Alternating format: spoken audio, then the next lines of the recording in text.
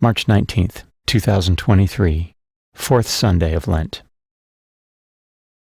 A reading from the first book of Samuel.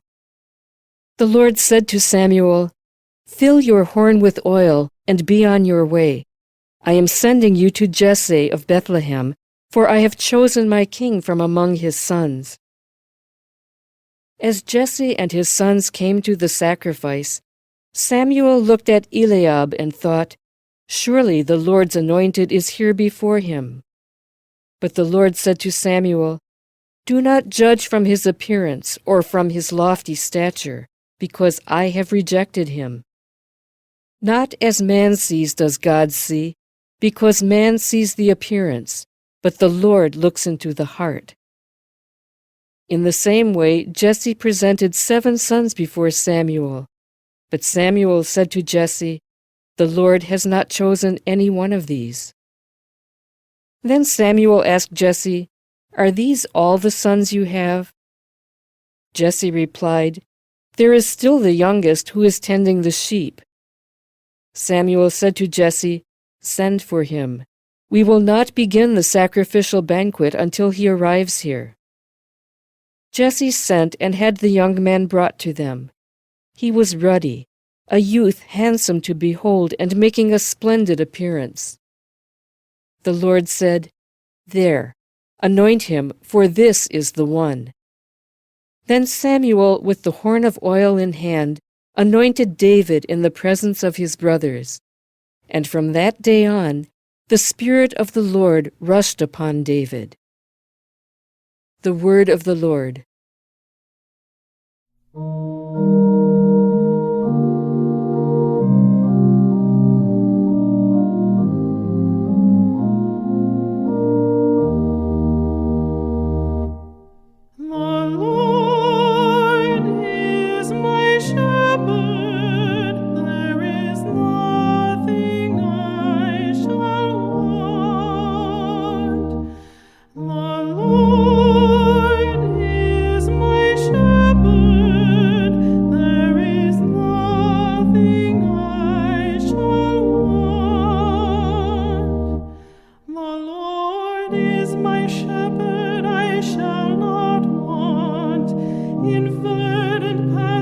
He gives me repose. Beside restful waters he leads me. He refreshes my soul. The Lord is my shepherd. There is nothing I shall want. He guides me for his name's sake.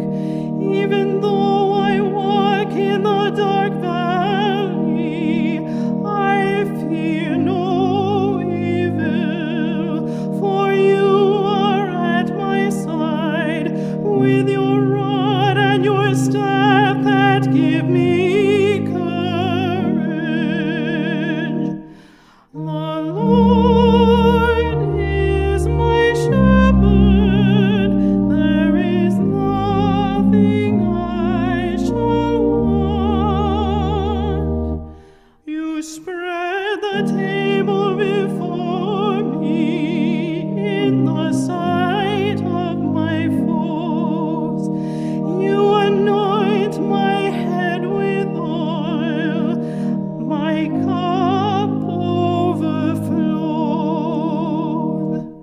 The Lord is my shepherd, there is nothing I shall want. Only goodness and kindness follow me all the days of my life, and I shall dwell in the house of the Lord for years to come. The Lord is my shepherd, there is nothing I shall want.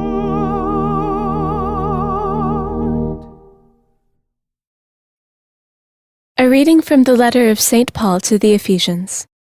Brothers and sisters, you were once darkness, but now you are light in the Lord. Live as children of light, for light produces every kind of goodness and righteousness and truth. Try to learn what is pleasing to the Lord. Take no part in the fruitless works of darkness. Rather, expose them, for it is shameful even to mention the things done by them in secret.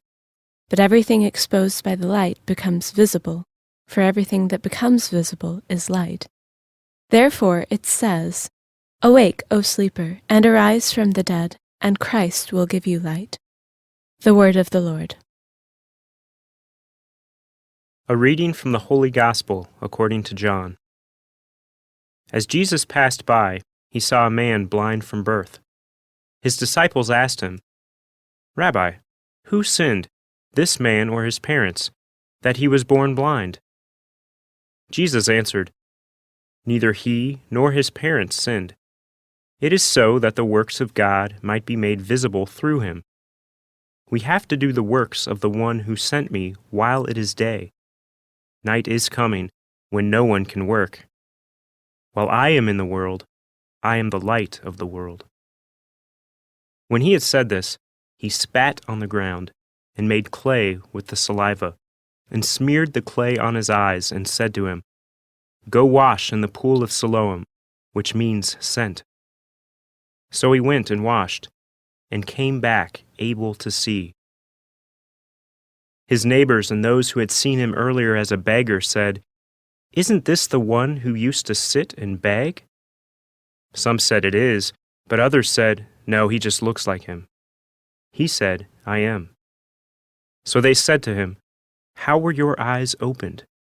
He replied, "The man called Jesus made clay and anointed my eyes and told me, 'Go to Siloam and wash.' So I went there and washed and was able to see."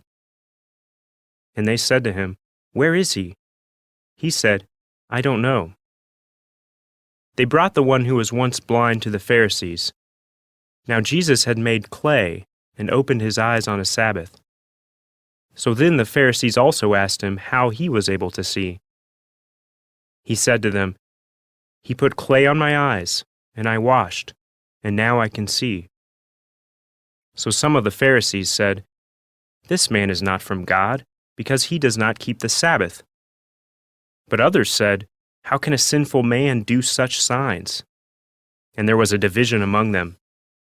So they said to the blind man again, "What do you have to say about him, since he opened your eyes?" He said, "He is a prophet." Now the Jews did not believe that he had been blind and gained his sight until they summoned the parents of the one who had gained his sight. They asked them, "Is this your son, who you say was born blind? How does he now see?" His parents answered and said, "We know that this is our son and that he was born blind. We do not know how he sees now, nor do we know who opened his eyes. Ask him, he is of age. He can speak for himself." His parents said this because they were afraid of the Jews, for the Jews had already agreed that if anyone acknowledged him as the Christ, he would be expelled from the synagogue. For this reason his parents said, "He is of age, question him." So a second time they called the man who had been blind and said to him, "Give God the praise, we know that this man is a sinner." He replied, "If he is a sinner, I do not know. One thing I do know is that I was blind and now I see." So they said to him, "What did he do to you? How did he open your eyes?" He answered them, "I told you already and you did not listen. Why do you want to hear it again? Do you want to become his disciples too?" They ridiculed him and said, "You are that man's disciple. We are disciples of Moses. We know that God spoke to Moses, but we do not know where this one is from." The man answered and said to them, "This is what is so amazing, that you do not know where he is from, yet he opened my eyes.